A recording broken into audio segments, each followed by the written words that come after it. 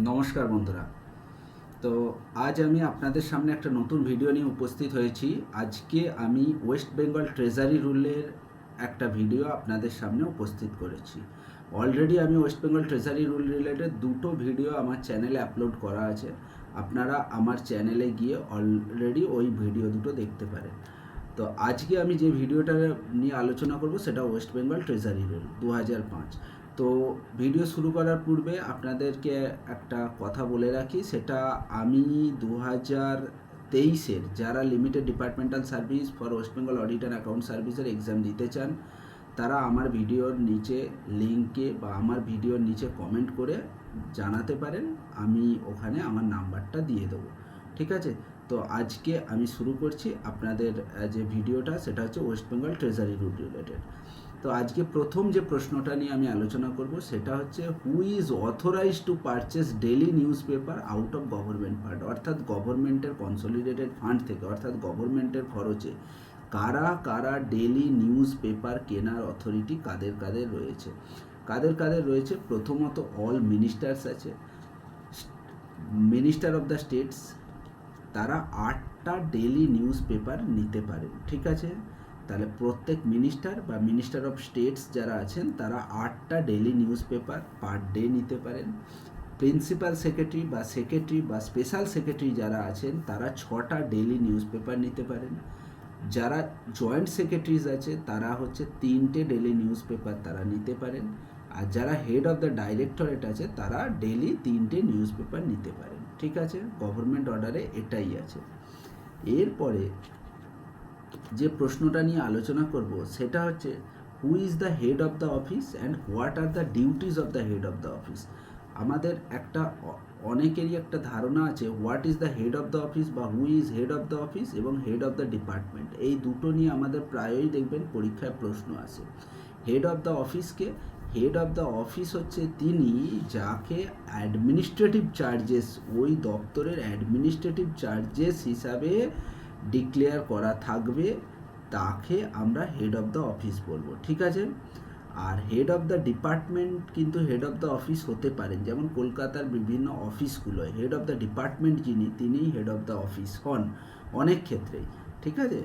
এটা কত rule number 5 clause 16 এ WBSR 1 অনুসারে ক্লিয়ারলি বলা আছে who will be the head of the office and head of the অফিসের ডিউটি সম্পর্কে। এরপরে যেটা আসছি সেটা হেড অফ দ্য অফিসের ডিউটি, অর্থাৎ তার কি কি কর্তব্য। হেড অফ দ্য অফিসের কর্তব্য কি না, উনি প্রত্যেক মাসের শেষে ক্যাশ বুকের সঙ্গে ফিজিক্যালি কত টাকা যদি ব্যালেন্স কিছু থাকে সেটা ভেরিফাই করবেন। ঠিক আছে? ক্যাশ বুকের সঙ্গে এবং ফিজিক্যালি কত টাকা রয়েছে সেইটা ফিজিক্যাল ভেরিফিকেশান করবেন এবং তার বেসিসে উনি মাসের শেষে সিগনেচার করবেন।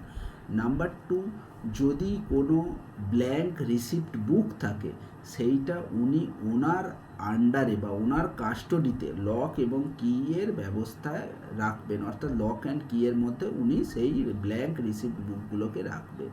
ঠিক আছে?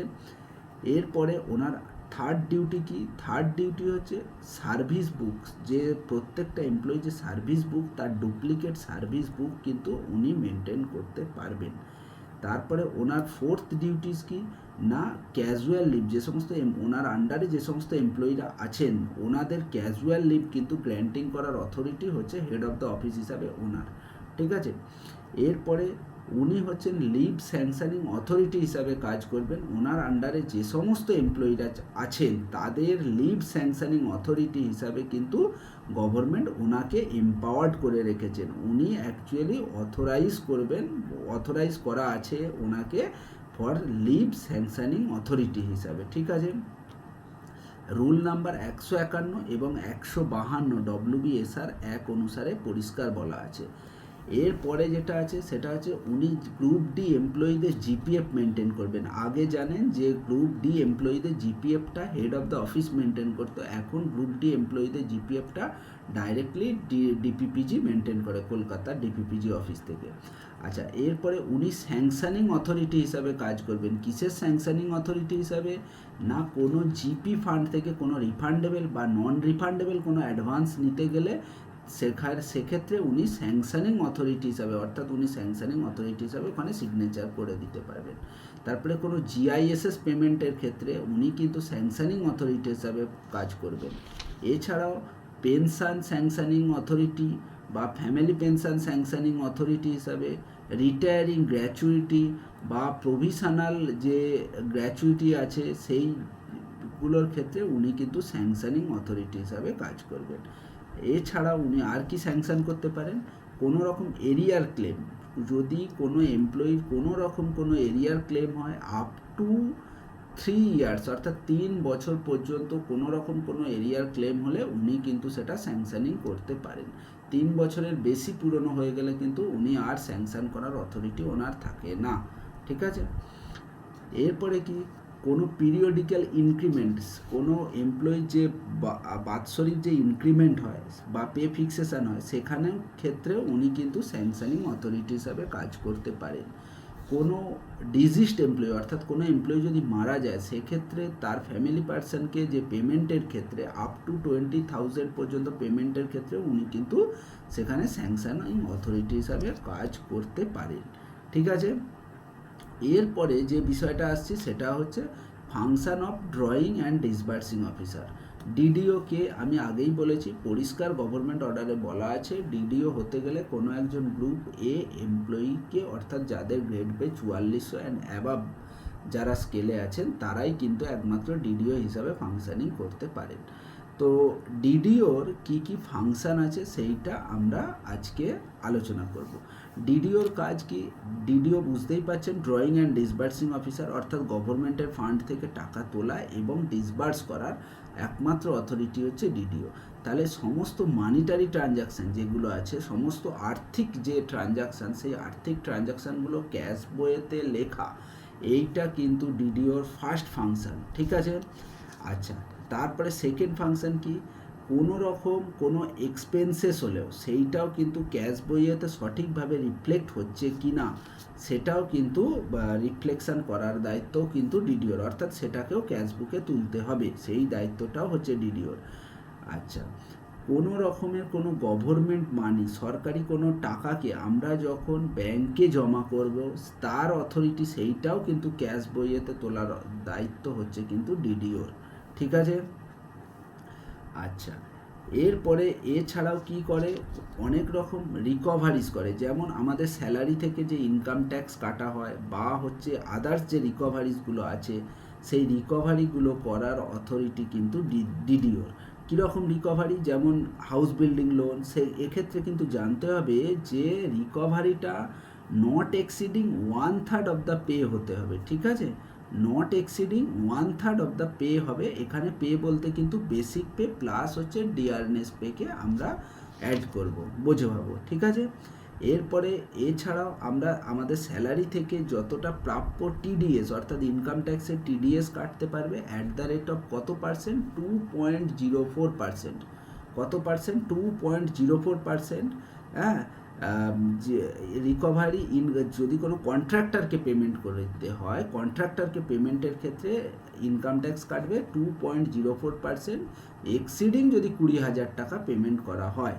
এটা জিও কত, জিও 9144, ডেটেড 28/10/1997 অনুসারে ক্লিয়ারলি বলা আছে। এবার কোনো এমপ্লয়ি স্যালারি থেকে আমরা যে রিকভারি করতে পারি ইনকাম ট্যাক্সটাকে। আচ্ছা, কোনো রকম কোনো আদার কোনো বিষয়ে রিকভারি থাকলে সেগুলোকেও কিন্তু ডিডিও স্যালারি থেকে রিকভারি করতে পারে। ঠিক আছে, এছাড়াও আরও কিছু কিছু কাজ হচ্ছে ডিডিওর রেসপন্সিবিলিটি থাকে।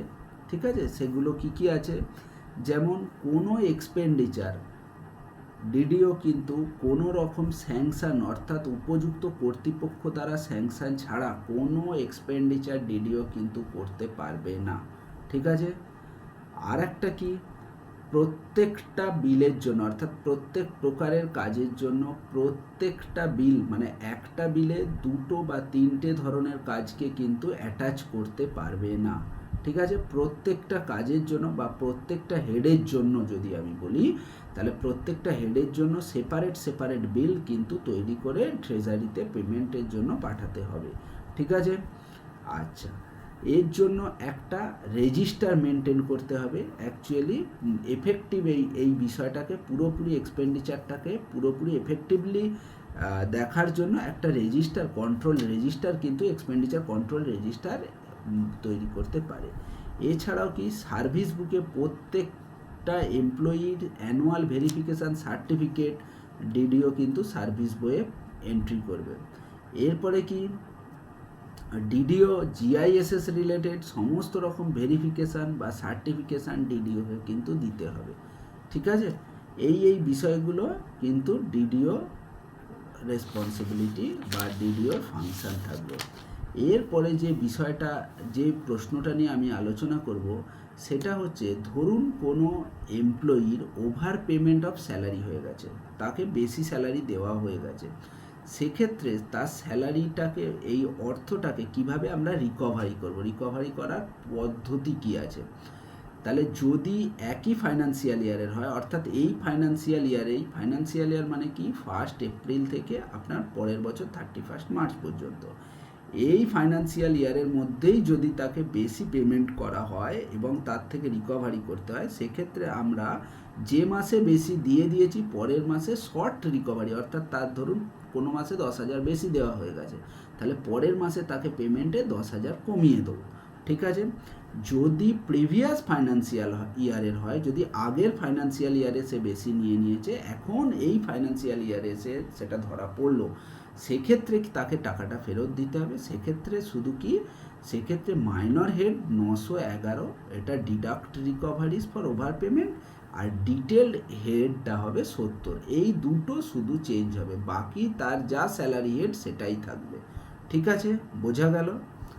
আচ্ছা, এরপরে যে বিষয়টা নিয়ে আমি আজকে আলোচনা করব সেটা হচ্ছে, আচ্ছা আপনারা অনেকেই জানেন যে কোন ট্রেজারি যে ফর্ম আছে, ট্রেজারি রুল বা হচ্ছে ট্রেজারি ফর্ম, যেটা TR18, TR26, TR21, TR23, প্রত্যেকটা এক্সপেন্ডিচারের জন্য আলাদা আলাদা টিআর ফর্ম আমরা ব্যবহার করি। TR18 কিসের জন্য, আমাদের যে স্যালারি বা এরিয়ার স্যালারি, এইগুলোর জন্য আমরা TR18 ব্যবহার করব, গভর্নমেন্ট এমপ্লয়িদের স্যালারি।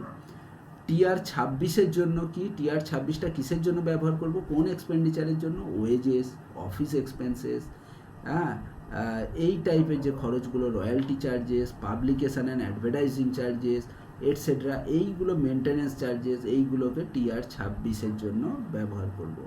ঠিক আছে, TR21 কিসের জন্য ব্যবহার করব, TR21 সেটা হচ্ছে ট্রান্সফার অ্যালাউন্সেস ফর ট্রান্সফার, অর্থাৎ ট্রান্সফার হলে যে আমরা ট্রান্সফার অ্যালাউন্সেস পাই, সেই বিলের জন্য আমরা TR21 ইউজ করব। ঠিক আছে, আচ্ছা এগুলো কিছু কিছু আছে, আপনারা একটু দেখে নেবেন, সবগুলোই পারবেন।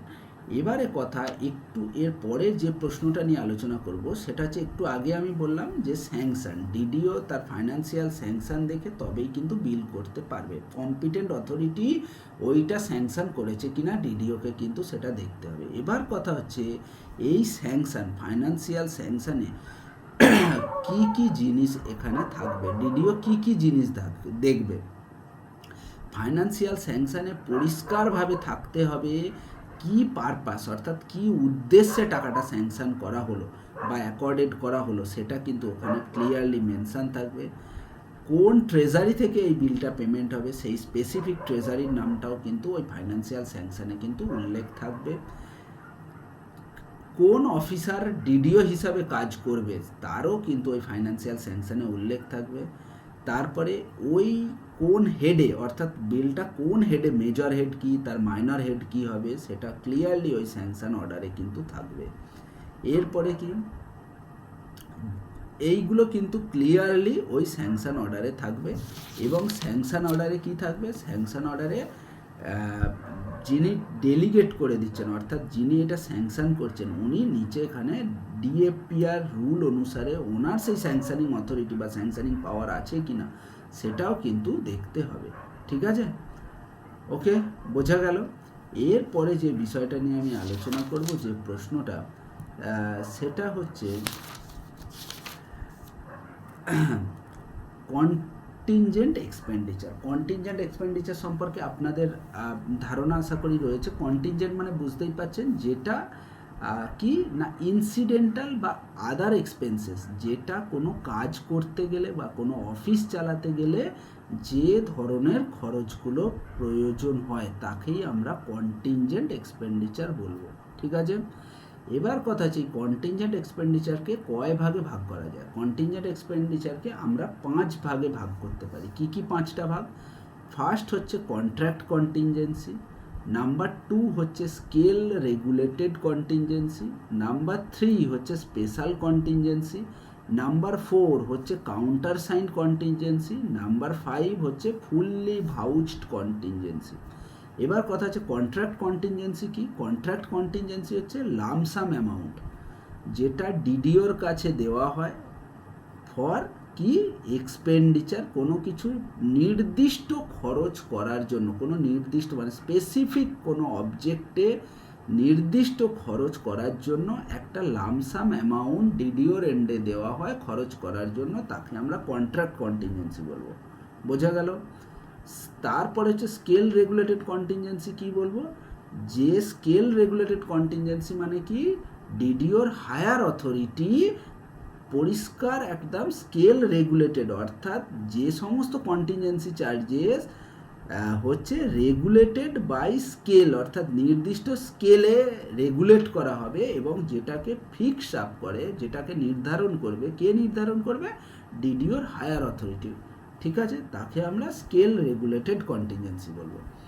এরপরে যে কন্টিনজেন্সিটা আছে সেটা হচ্ছে স্পেশাল কন্টিনজেন্সি। নাম শুনেই বুঝতে পারছেন স্পেশাল মানে কি, কোনো special sanctioning of the higher authority ছাড়া, অর্থাৎ হায়ার অথরিটি স্পেশালি এই কাজটা করার জন্য যে কন্টিনজেন্সি এক্সপেন্ডিচারটা স্যাংশন করে দেবে তাকে আমরা স্পেশাল কন্টিনজেন্সি বলবো। ঠিক আছে, এরপরে countersign contingency. Countersign contingency বলতে কি বোঝাচ্ছে না, সেই কন্টিনজেন্ট চার্জেস যেটা অ্যাপ্রুভাল লাগবে। কার অ্যাপ্রুভাল লাগবে?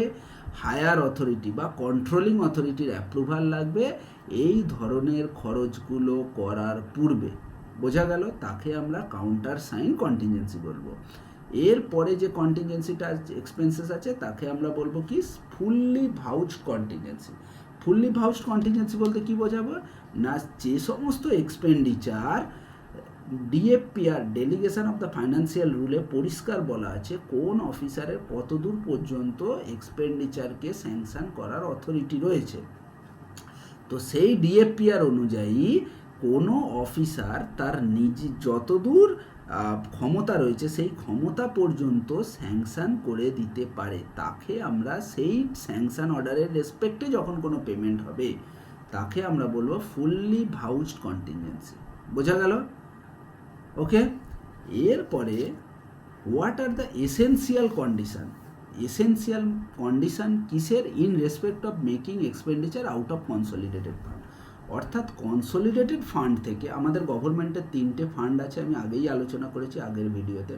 কি কি 3টে ফান্ড? একটা হচ্ছে কনসলিডেটেড ফান্ড, একটা হচ্ছে কন্টিনজেন্সি ফান্ড, আর একটা হচ্ছে পাবলিক অ্যাকাউন্টস।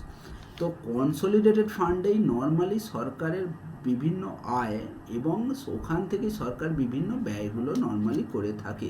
তো কনসলিডেটেড ফান্ড থেকে টাকা খরচের পূর্বে কি কি এসেন্সিয়াল কন্ডিশন আছে? এসেন্সিয়াল কন্ডিশন কি? নাম্বার 1 হবে কি, কম্পিটেন্ট অথরিটি উপযুক্ত কর্তৃপক্ষ অবশ্যই ওই এক্সপেন্ডিচারটা করার জন্য স্যাংশন করে দেবে।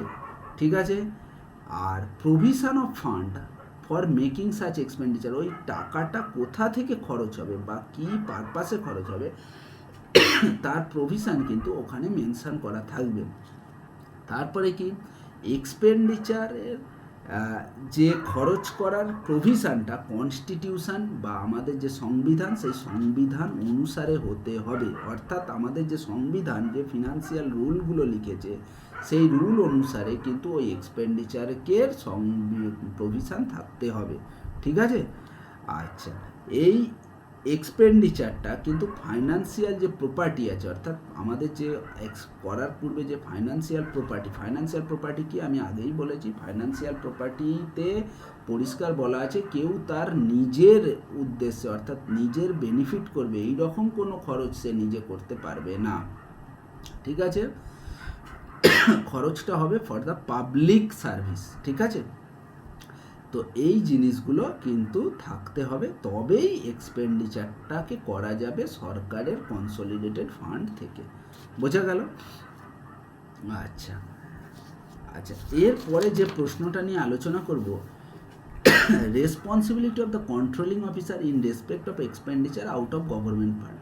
তাহলে কন্ট্রোলিং অফিসারের দায়িত্ব কি গভর্নমেন্ট ফান্ড থেকে টাকা খরচের ক্ষেত্রে? তাহলে কন্ট্রোলিং অফিসার উনি কি দেখবেন?